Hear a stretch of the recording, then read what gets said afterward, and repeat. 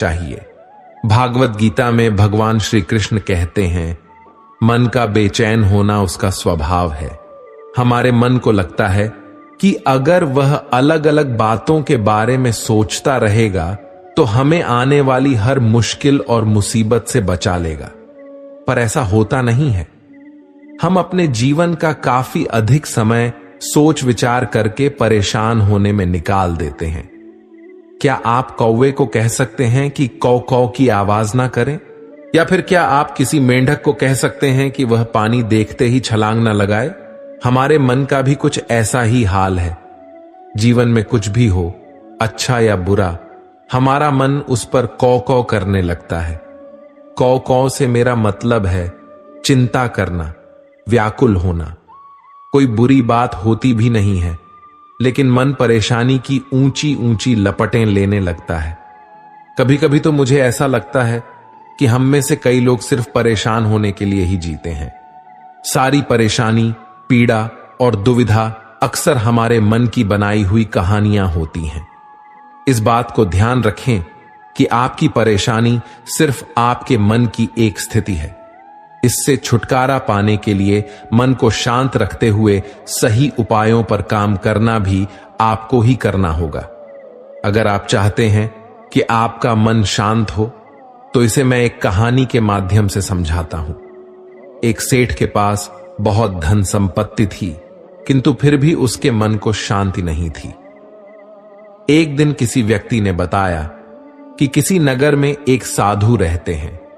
वह लोगों को ऐसी सिद्धि देते हैं जिससे मनचाही वस्तु प्राप्त हो जाती है। सेठ वह साधु के पास जाकर बोला, महाराज, मेरे पास बहुत पैसा है, लेकिन मन की शांति नहीं है।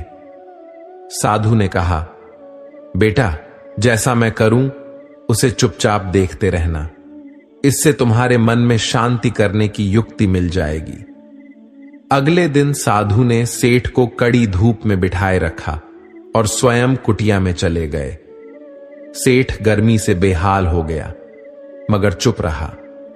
दूसरे दिन साधु ने उसे कुछ भी खाने पीने को नहीं दिया और स्वयं तरह तरह के पकवान खाता रहा। सेठ इस दिन भी चुप रहा। तीसरे दिन जब सेठ गुस्से में वहां से जाने लगा तो साधु बोले, क्यों, क्या हुआ? इस बात पर सेठ बोला, महाराज, मैं यहां बड़ी आशा लेकर आया था, किंतु मुझे यहां निराशा ही मिली। इस बात के उत्तर में साधु ने कहा, मैंने तो तुम्हें शांति की युक्ति बता दी। पहले दिन जब मैंने तुम्हें धूप में बैठने के लिए कहा और मैं स्वयं कुटिया में बैठा, तो मैंने तुम्हें बताया कि मेरी छाया तुम्हारे काम नहीं आएगी। मैंने तुम्हें भूखा रखा और खुद भरपेट खाया। इससे मैंने तुम्हें समझाया कि मेरी साधना से तुम्हें सिद्धि नहीं मिलेगी। उसी तरह शांति भी तुम्हें अपनी मेहनत और पुरुषार्थ से ही मिलेगी। मैं तुम्हारे मन को शांत नहीं कर सकता। इसके लिए तुम्हें खुद ही मन की शांति प्रदान करने वाले काम करने होंगे। यह सुनकर सेठ की आंखें खुल गईं और वह साधु से आशीर्वाद लेकर अपने घर चला गया। दोस्तों, मन को शांत करने के लिए आपको क्रोध और बुरी बातों से बचना होगा। जब तक मन में क्रोध और बुरी बातें चलती रहेंगी, तब तक उसमें प्रेम और शांति प्रवेश नहीं कर सकती। भागवत गीता का चौथा उपदेश है खुद का आंकलन। भागवत गीता में भगवान श्री कृष्ण कहते हैं कि जिंदगी में सफल होने के लिए पहला काम खुद को पहचानना होता है। अर्थात सफलता की पहली सीढ़ी है खुद को पहचानना। खुद को पहचान कर आप जीवन में अवश्य सफल हो सकते हैं। खुद को पहचानने का मतलब, यदि संक्षेप में कहूं, तो यह है कि आपके और आपके लक्ष्य के बीच में जो बाधाएं, परेशानियां, रुकावटें, निराशा और असफलता आती हैं, उन पर विजय प्राप्त करने के लिए खुद को पहचानना आवश्यक होता है। हमें खुद को पहचानने के लिए हमें सबसे पहले अपने आप से बातें करनी होंगी। अर्थात सबसे पहले हमें यह समझने की कोशिश करनी होगी कि मैं कौन हूं, मैं कैसे हूं, ये मेरा अस्तित्व क्या है, ये मेरे अंदर कौन कौन सी क्षमताएं हैं, मेरे अंदर कौन कौन सी कमियां हैं और मेरे अंदर कौन कौन सी अच्छाइयां हैं, मेरी सोच कैसी है, तो मेरे विचार कैसे हैं, ये मेरे जीवन का उद्देश्य क्या है, मेरी जिंदगी का लक्ष्य क्या है, क्या जो मैं वर्तमान में कार्य कर रहा हूं उससे मेरे उद्देश्य पूरे हो सकते हैं, क्या मैं अपने लक्ष्य तक पहुंच सकता हूं। यदि मेरे इस कार्य से मेरे उद्देश्य पूरे नहीं हो रहे और मैं अपने लक्ष्य तक नहीं पहुंच पा रहा हूं, तो मुझसे ऐसी क्या गलती हुई जो मैं अपने ही उद्देश्य की पूर्ति करने और लक्ष्य तक पहुंचने में बाधक बन गया। खुद को पहचान पाने में असफल होने के कारण दुनिया में ज्यादातर इंसान खुद को जानने के बजाय लोग दूसरों को जानने के पीछे लगे रहते हैं। वे दूसरों को जानने में अपना पूरा दिमाग, समय और ताकत लगाते हैं, फिर भी वे सामने वाले इंसान को नहीं जान पाते।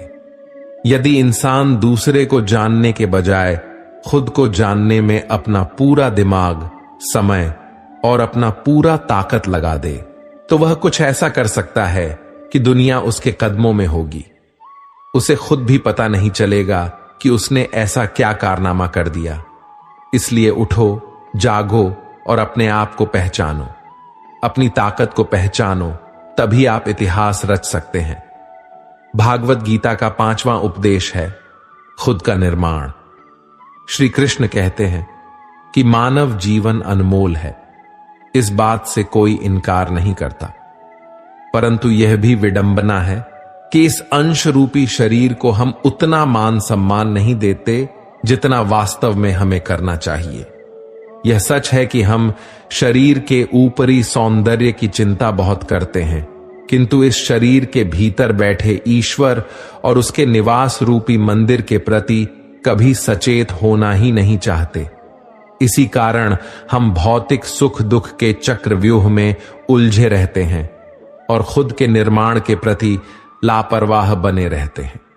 इस लापरवाही का खामियाजा न केवल खुद हमें, बल्कि परिवार, समाज, राष्ट्र और समूचे संसार को किसी न किसी रूप में भुगतना ही पड़ता है। आज की अगर सबसे बड़ी जरूरत की बात करें तो वह है खुद के निर्माण की। हमें सोचना ही होगा कि हम अपना निर्माण कैसे करें। ईश्वर ने हमें सर्वश्रेष्ठ बनाया है, सिर्फ इतना मान लेने भर से हम श्रेष्ठ नहीं बन सकते। हमें अपने मन, वचन और कर्म से भी श्रेष्ठ बनना ही होगा। जब तक हम खुद को ईश्वर की एक इकाई मानकर विचार नहीं करेंगे, तब तक हमारा या आपका भला नहीं हो सकता। हमें अपने शरीर रूपी मंदिर और उसके भीतर बैठे जीव तत्वों को महत्व देना होगा। उसकी स्वच्छता और उसके प्रति समर्पण भाव का अनुकरण बनाए रखना ही होगा। हम जितनी चिंता बाहरी निर्माण की करते हैं, उससे कहीं अधिक चिंता स्वयं के निर्माण की भी करनी होगी।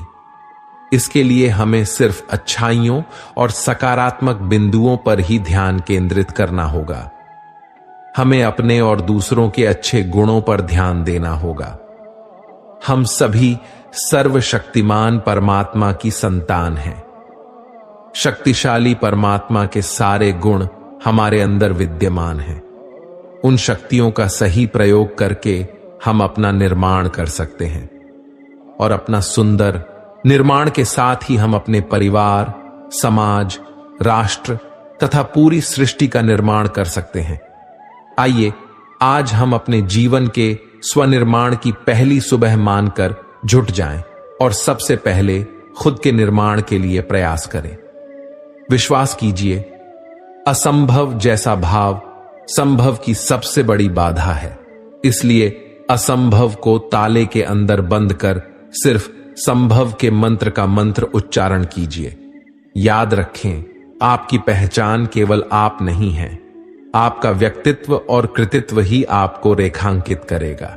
इसके लिए स्वनिर्माण के अलावा कोई दूसरा रास्ता ही नहीं है। भागवत गीता का 6वां उपदेश है, कर्म करो, फल की चिंता मत करो।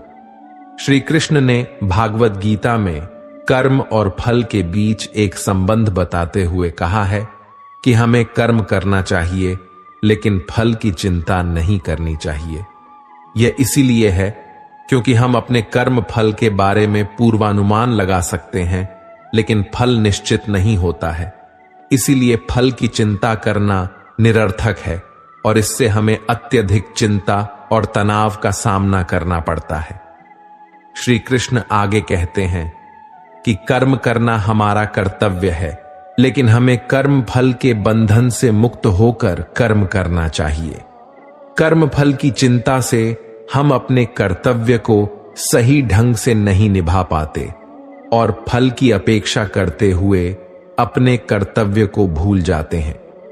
श्री कृष्ण कहते हैं, जब हम अपने कर्म करते हैं तो हमें अपने कर्तव्य के प्रति उत्साह और संकल्प रखना चाहिए, जो एक सफल जीवन के लिए आवश्यक है। अब मैं आपको एक कहानी के माध्यम से इसे स्पष्ट करता हूं। एक राजा था जो अपनी प्रजा का बहुत ख्याल रखता था। वह नियमित रूप से अपनी प्रजा के बीच जाता और उनकी समस्याओं को सुनता था और उन्हें हल करने की कोशिश करता था। उसकी कर्तव्य निष्ठा के चर्चे दूर दूर तक फैले हुए थे। एक बार राजा अपने राज्य में भ्रमण के लिए निकले हुए थे। तब उनके कुर्ते का एक बटन टूट गया। यह देखकर राजा ने अपने मंत्री को तुरंत बुलाया और उसे आदेश दिया कि गांव से एक अच्छे दर्जी को बुलाकर उसका बटन सिलवा दें। यह सुनकर मंत्री ने गांव में दर्जी की खोज शुरू कर दी और संयोगवश उसे एक दर्जी भी मिल गया। वह दर्जी अपनी छोटी सी दुकान में काम करता था। मंत्री उसे जल्दी से राजा के पास ले गया। राजा ने दर्जी से पूछा, क्या तुम मेरे कुर्ते का बटन सिल सकते हो? दर्जी बोला, यह तो बहुत ही आसान काम है। दर्जी ने अपने थैले से धागा निकाला और कुर्ते का बटन लगा दिया। राजा यह देखकर बहुत खुश हुआ और दर्जी से पूछा, तुम्हें कितने पैसे दूं? दर्जी ने कहा, इतने छोटे काम के लिए मैं पैसे नहीं ले सकता। राजा ने कहा, नहीं, मैं इसकी कीमत जरूर देंगे। दर्जी ने सोचा कि उसने तो केवल धागा ही लगाया है, तो उसके 2 रुपए मांग लेता हूं।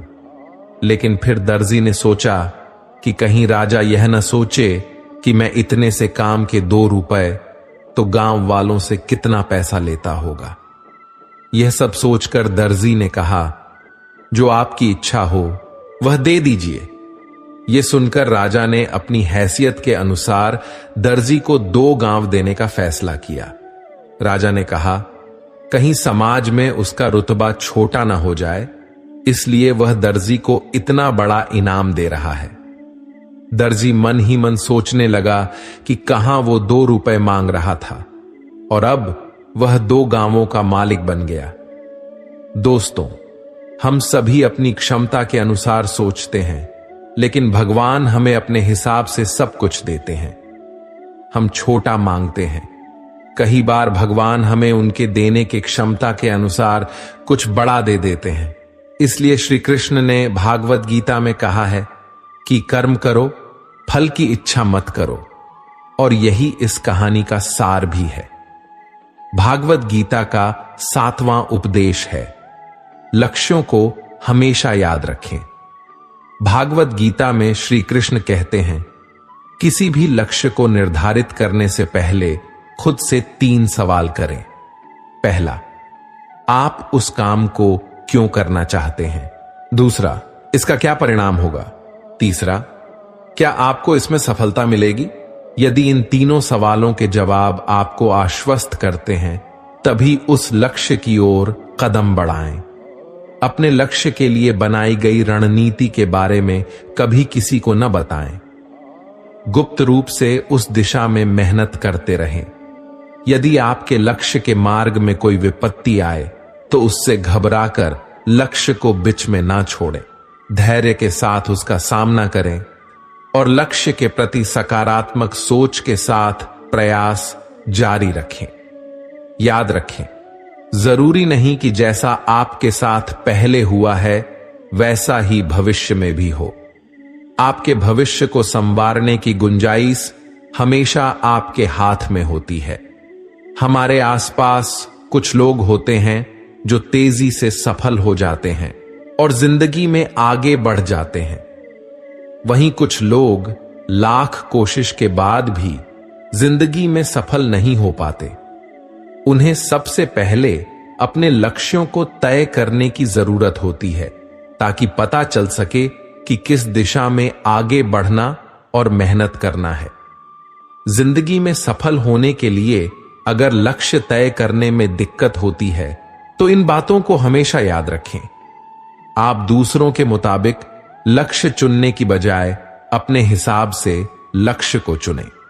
जब आप काम को अपने तरीके से हैंडल करने की कोशिश करेंगे तो लक्ष्य निर्धारित करना आसान हो जाएगा। सपने देखना अच्छी बात है, लेकिन अगर सपनों को हकीकत में पूरा करना चाहते हैं तो मन से समझने की कोशिश करें कि आप क्या चाहते हैं। लक्ष्य निर्धारित करने के लिए, उन्हें पूरा करने के लिए यह समझें कि उन्हें पूरा करने के लिए कितनी ऊर्जा चाहिए। उस हिसाब से लक्ष्य तय करें और आगे बढ़े। बड़ा लक्ष्य तय करने से अच्छा है कि हमेशा छोटे लक्ष्य बनाएं। मैं आपको इसे एक कहानी के माध्यम से समझाता हूं। एक गधा था। उसका लक्ष्य था कि वह अपनी जिंदगी में कुछ बड़ा करे। वह गधा कुछ ऐसा करना चाहता था जिससे मरने के बाद भी लोग उसे याद करें और उसका नाम लें। लेकिन वह एक मालिक के अधीन काम करता था। उस मालिक का भी लक्ष्य था कि वह अपने क्षेत्र का सबसे बड़ा व्यापारी बने। अपने लक्ष्य को पूरा करने के लिए मालिक दिन रात काम करता और गधे पर बहुत भारी सामान लादा करता था ताकि उसे ज्यादा मुनाफा हो सके।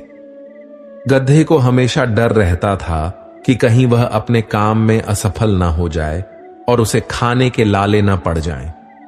इस डर की वजह से गधा अपने मालिक को छोड़ नहीं पाता था और अपनी पूरी जिंदगी अपने मालिक के लक्ष्य को पूरा करने में लगा देता है।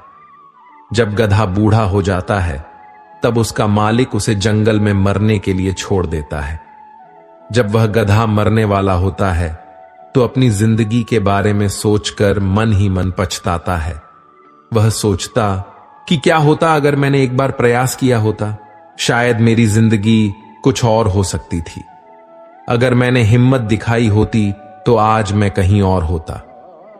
अंत में गधा मर जाता है। आजकल की जिंदगी में भी कई लोग इस गधे की तरह ही हैं। वे अपने लक्ष्य पर काम करने के बजाय अपना पूरा समय और ऊर्जा दूसरों के लक्ष्य को पूरा करने में लगा देते हैं।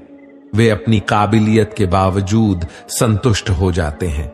जब तक हम खुद के बारे में नहीं सोचते और खुद के लक्ष्य पर काम करना शुरू नहीं करते, तब तक हम अपनी जिंदगी अपने हिसाब से नहीं जी पाते। इसलिए हमें जितना हो सके उतनी जल्दी अपने लक्ष्य पर काम करना चाहिए। अंत में अगर इस गड्ढे की तरह पछताना नहीं चाहते तो अपने लक्ष्य के बारे में सोचें और उसी में आगे बढ़ें। एक बार हिम्मत करके जब हम अपनी जिंदगी अपने हिसाब से जीने लगते हैं और अपने लक्ष्य को पूरा करने के बारे में सोचते हैं तो ऐसी कोई गारंटी तो नहीं कि हम अपने लक्ष्य को 100% पूरा कर पाएंगे, लेकिन यह अफसोस नहीं रहेगा कि हमने कुछ किया ही नहीं। इसलिए अपनी काबिलियत को पहचानें और अपने लक्ष्य को पूरा करें। भागवत गीता का 8वां उपदेश है, वर्तमान में जीना सीखो। भागवत गीता में कहा गया है कि अतीत का भय और भविष्य की चिंता व्यक्ति को इतना परेशान कर देती है कि वह चैन से जी नहीं पाता। कभी कभी तो वह अपना मानसिक संतुलन तक खो बैठता है। हमें यह नहीं भूलना चाहिए कि अपराध और चिंता मनुष्य की प्राकृतिक भावनाएं हैं, लेकिन इनसे ग्रस्त हो जाना अथवा सोच लेना कि इनसे छुटकारा मिलना बहुत मुश्किल है, यह ठीक नहीं है। इसी सोच का परिणाम और प्रभाव व्यक्ति के मन मस्तिष्क को अस्थिर बनाए रखता है। इसके लिए मनुष्य को अपनी सोच की सीमा का विस्तार करना चाहिए। अतीत में मत डूबो। इस समय हमारे पास केवल वर्तमान क्षण है। हम अतीत को जी नहीं सकते या बदल नहीं सकते और भविष्य काल्पनिक है। वर्तमान क्षण ही हमारी जननी है। हमें अपने वर्तमान क्षण को नया आकार देना चाहिए और अपना भविष्य बनाना चाहिए। हमारा समय सीमित है, इसे अतीत के बारे में सोचने या भविष्य की चिंता में बर्बाद न करें। एक योजना बनाएं, उस पर अमल करें और बेहतर कल के लिए अपने आज का पूरा उपयोग करें। आप आज जो करते हैं वही आपका कल निर्धारित करता है। वर्तमान क्षण में जीना सीखना सफलता और खुशी की कुंजी है। आज काम शुरू करने का सबसे अच्छा दिन है, क्योंकि आज हमारे पास जो कुछ भी है वह सब काल्पनिक है। हमारा अतीत हमें सर्वोत्तम सबक सिखाता है, बस उससे सीखें और आगे बढ़ते रहें और अपने आज को बेहतर, आनंदमय और पूर्ण बनाने का प्रयास करें। भागवत गीता का नवा उपदेश है, खुद पर विश्वास रखें। श्री कृष्ण कहते हैं, जब तक आप खुद पर विश्वास नहीं करते तब तक दूसरों को भी आप पर विश्वास नहीं होगा। जीवन में सफलता पाने के लिए आपको अपने सपनों का पीछा करना चाहिए। अपने सपनों के लिए काम करें और उन्हें हासिल करने के लिए हमेशा तत्पर रहें। आप जितनी मेहनत करेंगे उतनी ही जल्दी आपके सपने पूरे होंगे। अगर आप खुद पर विश्वास करते हैं तो दुनिया में कुछ भी असंभव नहीं होता। जब तक आप खुद पर विश्वास नहीं करेंगे तब तक आप अपने सपनों को पूरा नहीं कर पाएंगे। खुद पर विश्वास करना आपकी जिंदगी में बदलाव ला सकता है। आप कुछ भी कर सकते हैं। आपको खुद पर विश्वास करना होगा और फिर देखिए आप कैसे जीवन में सफल होते हैं। अगर किसी को खुद पर भरोसा हो तो कोई भी कठिन काम आसानी से पूरा किया जा सकता है। रामायण में ऐसा ही एक प्रसंग है, जब वानर सेना माता सीता की खोजबीन करते हुए जब समुद्र तट पर पहुंची तो विशाल समुद्र को पार कर लंका जाना कठिन प्रतीत होने लगा। तब अंगद ने कहा, मैं समंदर के उस पार लंका तो जा सकता हूं, पर वापस लौट कर आ पाऊंगा इस पर मुझे संदेह है। अंगद को अपनी क्षमता और योग्यता पर भरोसा नहीं था। तब जामवंत ने हनुमान को उनकी क्षमता और शक्ति की याद दिलाई और कहा, क्या आप लंका जाकर सीता जी का पता लगा सकते हैं? हनुमान ने पूरे आत्मविश्वास के साथ हामी भरी और कहा कि मैं अभी जाता हूं और रावण सहित सभी राक्षसों का संहार करके माता सीता को वापस लेकर आता हूं। तब जावंत जी ने कहा कि रावण और अन्य राक्षसों का संहार भगवान राम स्वयं करेंगे। आप तो माता सीता का पता लगा कर आए। तभी हनुमान जी ने एक ही छलांग में समुद्र पार कर जाते हैं। रास्ते में सुरसा और सहिंका ने उन्हें रोकने की कोशिश भी की, मगर उनका आत्मविश्वास जरा भी कम नहीं हुआ और वह लंका पहुंचे। वहां कई राक्षसों का संहार किया और अशोक वाटिका में सीता जी को देखा, फिर लौट आए। दोस्तों, जब हम किसी ऊंचे मुकाम की तरफ बढ़ते हैं तो मन में आशंकाएं और भय जरूर आते हैं, मगर हमें इनसे पार पाने के लिए अपने भीतर के भरोसे को मजबूत रखना चाहिए। उत्साह के साथ लक्ष्य की ओर बढ़ने से हमारा आत्मविश्वास भी मजबूत होता है। अगर हमें अपनी क्षमता पर यकीन हो जाए तो कोई भी लक्ष्य आसानी से पाया जा सकता है। अगर आपको खुद पर विश्वास नहीं है तो आप डरपोक हैं। क्या आपने कभी सोचा है कि पर्वतारोही और खिलाड़ी भी दूसरे लोगों की तरह ही होते हैं, फिर भी वे इतने कठिन लक्ष्य आसानी से कैसे पा लेते हैं? इसका जवाब है आत्मविश्वास, खुद पर भरोसा। भागवत गीता का 10वां उपदेश है संगत का असर। भगवान श्री कृष्ण कहते हैं, संगत का असर सब कुछ बदल देता है। संगत के कारण हमारी चाल ढाल, पहनावा, खान पान, बात करने का तरीका और चरित्र तक में बदलाव आ जाता है। हमारी संगति का जीवन में गहरा असर पड़ता है। इसलिए संगत अच्छे लोगों की करनी चाहिए ताकि उनकी अच्छाइयों को हम ग्रहण कर सकें। कहते हैं, खरबूजा खरबूजे को देखकर रंग बदलता है। इस कहावत का अर्थ है कि संगत का असर हर किसी पर कम या अधिक होता है। संगति से मनुष्य जहां महान बनता है, वहीं बुरी संगत ही उसका पतन भी करती है। अच्छी संगति पारस के समान है। जिस प्रकार पारस के छूने से लोहा भी सोना बन जाता है, उसी प्रकार संगति के प्रभाव से दुष्ट व्यक्ति भी देवता समान बन जाते हैं। लेकिन यदि व्यक्ति को बुरी संगति मिलती है तो उसका जीवन नरक हो जाता है। दोस्तों, मैं आपको एक कहानी के माध्यम से समझाता हूं। एक गुरु अपने शिष्यों के साथ एक बगीचे में घूम रहे थे। रास्ते में वो अपने शिष्यों को अच्छी संगत में रहने के विषय में बता रहे थे, लेकिन शिष्य उस बात को समझ ही नहीं पा रहे थे। तभी गुरुजी ने पूरे बगीचे में नजर घुमाई और उन्होंने फूलों से भरा एक गुलाब का पौधा देखा। उन्होंने पास खड़े शिष्यों में से एक शिष्य से उस गुलाब के पौधे के नीचे से थोड़ी सी मिट्टी लाने को कहा। शिष्य उसी समय गया और गुलाब के पौधे के नीचे से मिट्टी लेकर आया। जैसे ही वह मिट्टी गुरु के हाथों में थमाने को आगे बढ़ा, गुरुजी बोले, वत्स, ये मिट्टी मैंने अपने लिए नहीं मंगवाया है। सभी शिष्य गुरु की तरफ देखने लगे। तभी गुरुजी ने फिर से बोलना शुरू किया, इस मिट्टी को सूंघ कर देखो। गुरु का आदेश मानते हुए शिष्य ने मिट्टी को अपनी नाक से लगाया और बोला, गुरुजी, इसमें तो गुलाब की बड़ी अच्छी खुशबू आ रही है। तब संत जी बोले, बच्चों, जानते हो इस मिट्टी में इतना सुंदर खुशबू क्यों आ रही है? क्योंकि इस मिट्टी पर गुलाब के फूल टूट टूट कर गिरते रहते हैं।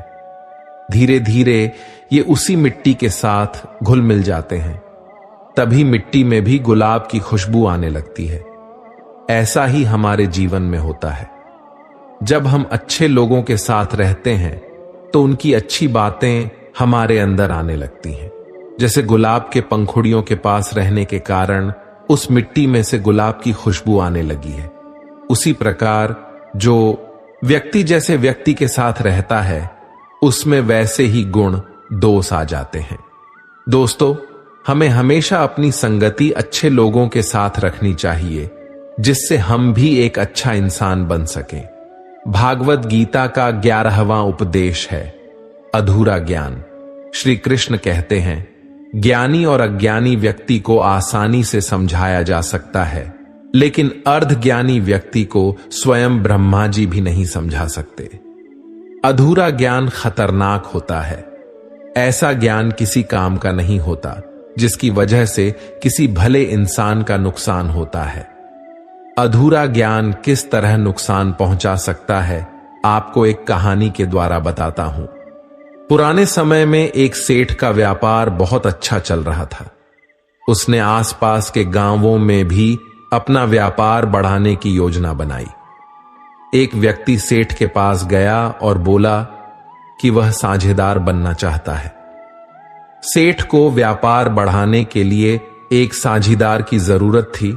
उसने अनजान व्यक्ति को अपने व्यापार में शामिल कर लिया। अब दोनों साझेदारी व्यापार करने लगे। नया साझीदार बहुत मेहनती था। सेठ और साझीदार की मेहनत से व्यापार एकदम तेजी से बढ़ रहा था। सेठ बहुत खुश था। एक दिन सेठ का करीबी दोस्त उससे मिलने आया तो उसने साथी साझीदार को देखा। सेठ का दोस्त उस साझीदार को पहचान गया कि ये तो एक ठग है और चोरी करता है। सेठ का मित्र खुद को शास्त्रों का जानकार और ज्ञानी मानता था। उसने कहीं पढ़ा था कि कभी भी किसी की बुराई नहीं करनी चाहिए, इसलिए उसने नए साझीदार की सच्चाई सेठ को नहीं बताई। सेठ का मित्र बोला कि तुम्हारा नया साझीदार बहुत मेहनती है, सभी का विश्वास जीत लेता है। यह सुनकर सेठ को प्रसन्नता हुई, क्योंकि नया साझीदार मेहनत कर ही रहा था। जल्दी उसने सेठ का विश्वास भी जीत लिया। अब सेठ की तिजोरियों की चाबियां भी नए साझीदार के पास ही रहती थीं। एक रात मौका पाकर वह साझीदार सेठ का सारा धन लेकर भाग गया। सुबह जब सेठ नींद से जागा तो देखा कि सारा धन गायब है। उसका पूरा व्यापार बर्बाद हो गया। दुखी सेठ अपने मित्र के पास पहुंचा और उसने पूरी बात उसे बता दी। सेठ का मित्र बोला, मैं तो यह बात पहले से जानता था कि वह एक ठग है, वह मेहनत करके दूसरों का भरोसा जीत लेता है और मौका पाकर उनका धन लेकर भाग जाता है। ये बात सुनते ही सेठ को क्रोध आ गया। उसने मित्र से कहा, तुम्हें यह बात मालूम थी तो मुझे क्यों न बताई? मेरे जीवन भर की कमाई लुट गई है। सेठ का मित्र बोला, मैं कभी किसी की बुराई नहीं करता हूं। बुराई करना पाप है। मैंने शास्त्रों में पढ़ा है, इसलिए मैंने उसकी बुरी बातें तुम्हें नहीं बताई। शास्त्रों के जानकार मित्र की यह बात सुनकर सेठ ने उससे कहा, भाई, आज तुम्हारे अधूरे ज्ञान की वजह से मैं बर्बाद हो गया। ऐसा ज्ञान किसी काम का नहीं जिससे किसी भले इंसान का नुकसान हो। दोस्तों, आपको यह पता चल ही गया होगा कि अधूरा ज्ञान बहुत ही खतरनाक होता है, इसलिए कोई भी ज्ञान पूरा अवश्य ग्रहण करें। भागवत गीता का 12वां उपदेश है दोस्त और दुश्मन की पहचान करना। दोस्तों, भागवत गीता में कहा गया है कि अगर हम जिंदगी में सफलता पाना चाहते हैं तो हमें ऐसे दोस्तों की जरूरत होती है जो हमें आगे बढ़ने की प्रेरणा दें। लेकिन अगर हम बहुत ज्यादा सफल होना चाहते हैं तो हमें दुश्मनों की जरूरत होती है। इसे ऐसे समझ सकते हैं, जब कोई आपका बुरा करने का प्रयास करे या आपको नीचा दिखाए तो आप अपनी प्रतिभा और खुद को सही साबित करने के लिए ज्यादा मेहनत करते हैं। जब तक आप अपने दुश्मन की कमजोरी नहीं जान जाते, तब तक उसे दोस्ती रखने में ही भलाई है। इस दौरान आपको उसकी कमियां पता चल जाएंगी। ऐसे में जब वो आप पर अपना कोई नुक्सा आजमाएगा तो आपके पास पहले से ही उसका तोड़ मौजूद रहेगा। श्री कृष्ण बताते हैं, जिन लोगों का चरित्र बुरा हो, जिनकी नजर अच्छी नहीं हो और जो लोग बुरे लोगों की संगत में रहते हैं, उन्हें गलती से भी दोस्त नहीं बनाना चाहिए। दोस्त और दुश्मन की पहचान को लेकर एक बात कही गई है कि जिस प्रकार चंदन का पेड़ अपनी मादक सुगंध और शीतल प्रकृति के लिए विख्यात है, लेकिन इस गुण की वजह से ही उस पर दुनिया के सबसे ज्यादा विषैले सांप लिपटे रहते हैं। इसी प्रकार यह जरूरी नहीं कि जो व्यक्ति आपके सामने अच्छा व्यवहार कर रहा है वह वास्तव में आपका दोस्त या हितैषी हो। इस बात की भी संभावना है कि वो आपके प्रति कुविचार और शत्रुता का भाव रखता हो। श्री कृष्ण कहते हैं कि जो व्यक्ति सामने से प्रशंसा और आपके पीछे बुराई करने वाले मित्र का भूल कर भी साथ नहीं देना चाहिए। ऐसे मित्र सामने से मधुर व्यवहार करते हैं और आपको खुश करने की कोशिश करते हैं, लेकिन जैसे ही इन्हें मौका मिलता है वैसे में ये मित्र आपको नुकसान पहुंचाते हैं। ऐसे मित्र दुश्मन से भी ज्यादा खतरनाक होते हैं। एक दिन दो दोस्त राहुल और केशव बातें करते हुए जा रहे थे। हालांकि वो दोनों पक्के दोस्त थे, पर अचानक किसी बहस में पड़ गए। राहुल ने केशव को थप्पड़ मार दिया। थप्पड़ लगने के बाद केशव ने कुछ नहीं कहा, बस नीचे पड़ी रेत पर लिख दिया, मुझे चोट लगी है क्योंकि आज मेरे दोस्त ने मुझे थप्पड़ मारा है। 2 दिनों बाद दोनों दोस्त फिर मिले। इस बार उन्होंने नदी में नहाने जाने का प्रोग्राम बनाया। अगली सुबह दोनों नदी में नहाने पहुंचे। जब वो नहा रहे थे तो केशव का पैर फिसला और वो डूबने लगा। जब राहुल ने उसे डूबता देखा तो झट से उसे बचाने के प्रयास में लग गया और उसे बचा लिया। बचाए जाने के बाद केशव ने पत्र पर लिखना शुरू किया, आज मुझे मेरे सबसे अच्छे दोस्त ने बचाया। केशव ने पूछा, जब मैंने तुम्हें थप्पड़ मारा तो तुमने रेत पर लिखा और जब मैंने तुम्हें बचाया तो तुमने पत्थर पर लिखा, ऐसा क्यों? इस पर केशव ने जवाब दिया, जब लगे कि दोस्त से कोई गलती हुई है, उसने हमें कोई चोट पहुंचाई है या हमें किसी बात का बुरा लगा हो, तो अच्छा होगा कि हम रेत पर लिख दें, क्योंकि ये हवा के साथ मिट जाएगा। लेकिन जब आपका दोस्त आपके साथ कुछ अच्छा करे तो हमेशा पत्थर पर लिखें, ताकि इसे हमेशा याद रखा जा सके।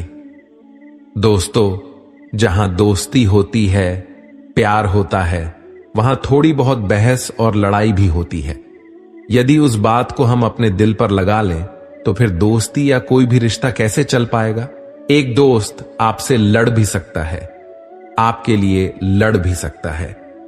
एक तरह आप उसकी गलती को नजरअंदाज करें और दूसरी तरफ उसकी अच्छाई को हमेशा याद भी रखें। भागवत गीता का 13वां उपदेश है, हमेशा हमें अपने धर्म के अनुसार काम करना चाहिए। यदि कोई बच्चा विद्यार्थी है तो उसे पढ़ाई में ही ध्यान लगाना चाहिए।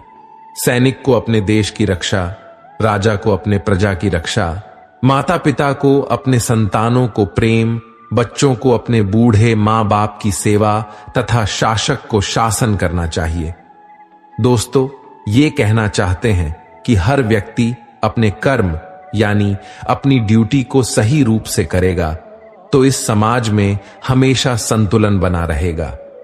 फिर कभी भी किसी को किसी से परेशानी नहीं होगी। भागवत गीता का 14वां उपदेश है, अहंकार और घमंड। श्री कृष्ण कहते हैं कि इस दुनिया में ज्यादातर लोग अपने अहंकार के कारण ही बर्बाद हो जाते हैं। वो विश्वास,